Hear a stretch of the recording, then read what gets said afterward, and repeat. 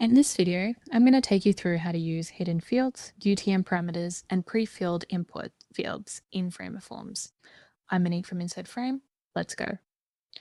So first I'm going to take you through pre-filled form inputs. So when I open up the plugin, and I go to Logic, and pre-filled form inputs here, I'm going to add the block here. What this does is in the URL, you can add a value that the form is already pre-filled in. For example, if I want the name of this to already be filled in with the name John, I can do so by using this and then updating the URL. So the name of this is just name. So in here where it says input name, it's just going to be name. And this is what I'm actually going to put in my URL before the value that I want to add in. So that can just be name as well. So when I publish this, I'll get a new URL. So if I want to give the form to somebody and I already know what their name is, I can change that here.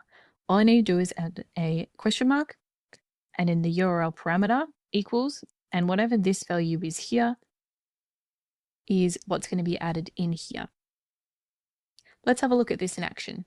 So now you can see when I go into the new tab with that URL, the input name field has been filled with John.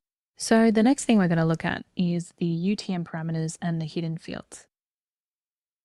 In my plugin again, I go to form inputs and all the way down the bottom, you'll see the URL data collectors here.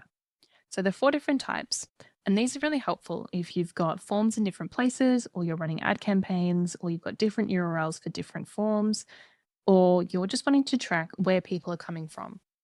So there are 4 different types. The first one is current URL.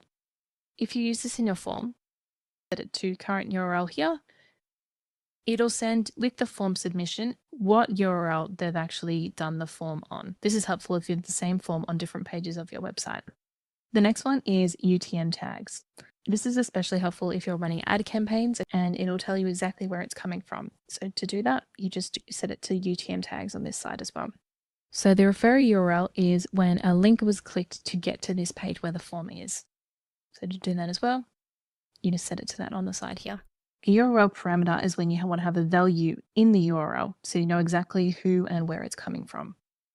So you can add this into the URL, they fill out the form, and you'll get it through when you get the form submission.